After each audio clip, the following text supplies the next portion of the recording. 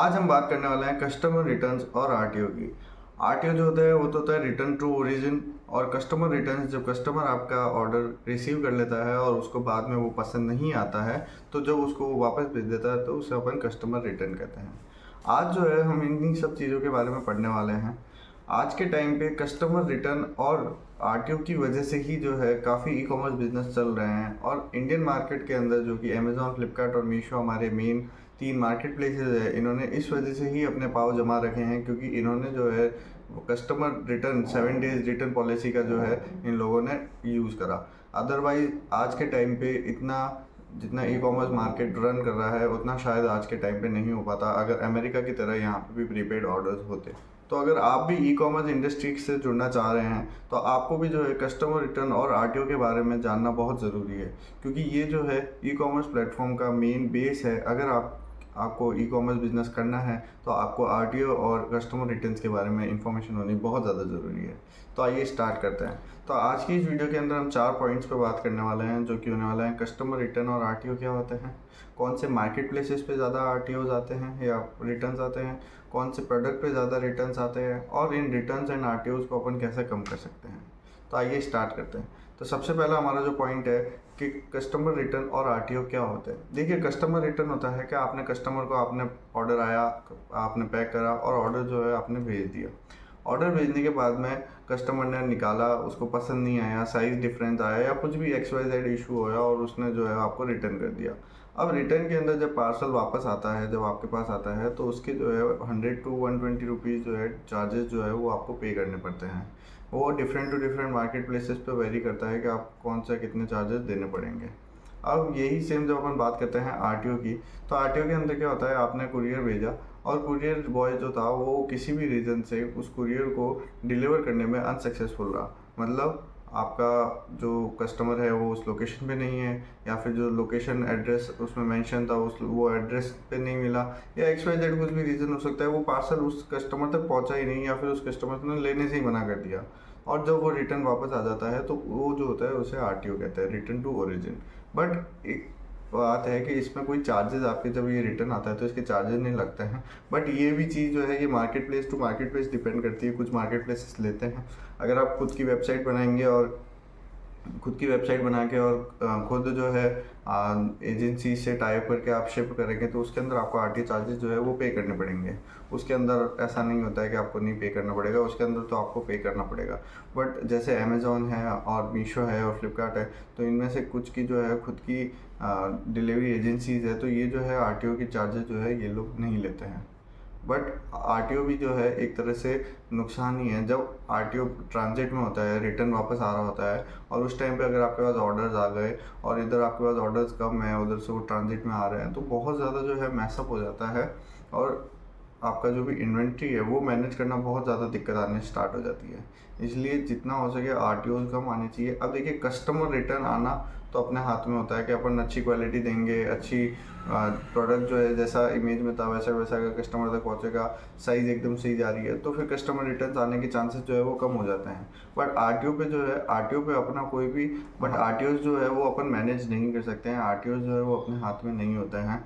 वो तो अब अगर उसका एड्रेस नहीं सही से मैच हुआ या कस्टमर ने लेने से मना कर दिया, या फिर आप देखेंगे तो कुरियर पार्टनर नहीं डिलीवर कर पाया उसको टाइम पे, तो वो ऑटोमेटिकली रिटर्न आ ही जाएगा। तो इस वजह से आरटीओ जो है वो मैनेज करना अपने हाथ में नहीं होता है, but customer returns upon manage कर सकते हैं अच्छी क्वालिटी प्रोवाइड करा के।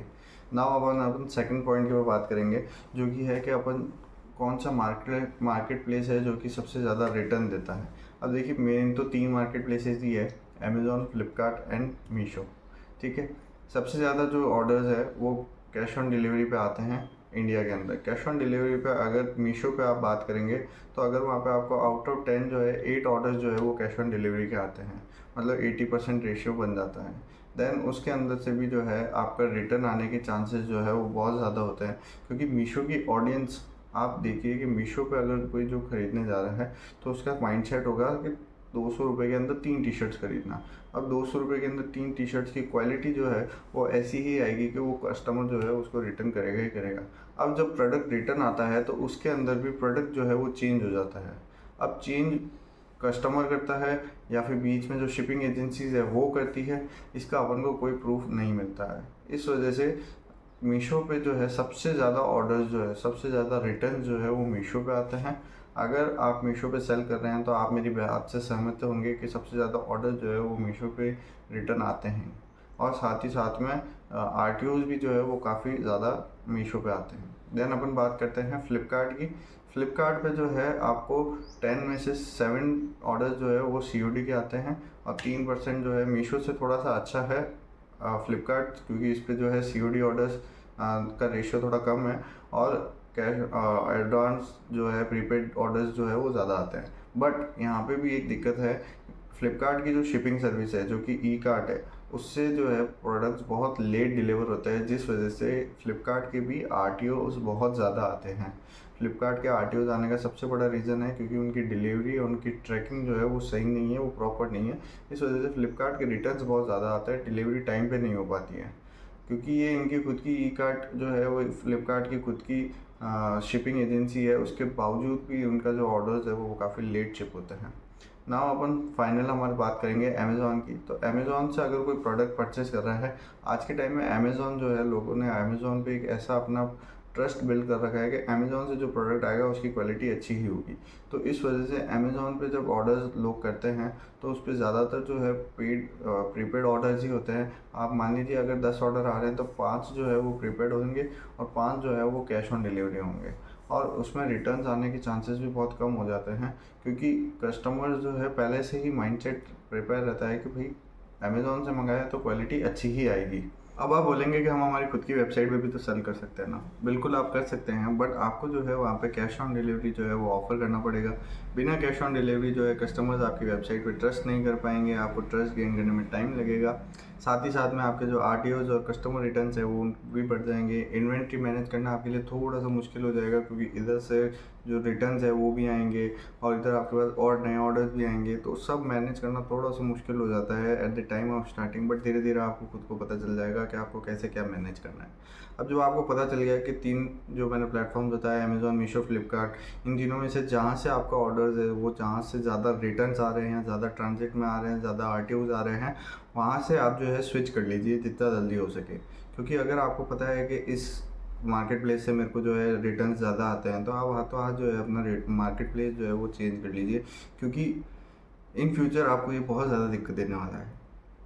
अब अपन बात करते हैं कि ऐसी कौन सी कैटेगरीज है जिनके अंदर सबसे ज़्यादा रिटर्न्स आते हैं। ठीक है, आइए स्टार्ट करते हैं। तो सबसे पहले हमारी कैटेगरी है वुमेन फैशन। वुमेन फैशन के अंदर सबसे ज़्यादा रिटर्न्स आते हैं, क्योंकि आज के टाइम पे वुमेन फैशन जो है वो काफ़ी ज़्यादा अच्छा सेल होता है, बट उसके अंदर रिटर्न भी जो है वो उतने ही अच्छे आते हैं। फ्लिपकार्ट पे जो है अच्छा खासा सेल होता है, वुमेन फैशन मटेरियल जो है वो सारा फ्लिपकार्ट पे सेल होता है। और अगर आप में से भी कोई वुमेन फैशन मटेरियल सेल कर रहा है तो वो मेरी बात से पूरा सहमत होगा कि इनके रिटर्न्स कितने आते हैं।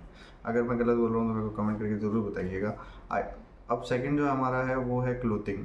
क्लोथिंग के अंदर भी जो है साइज़ इश्यूज़ बहुत ज़्यादा होते हैं, इस वजह से उस पर रिटर्न्स बहुत ज़्यादा आते हैं।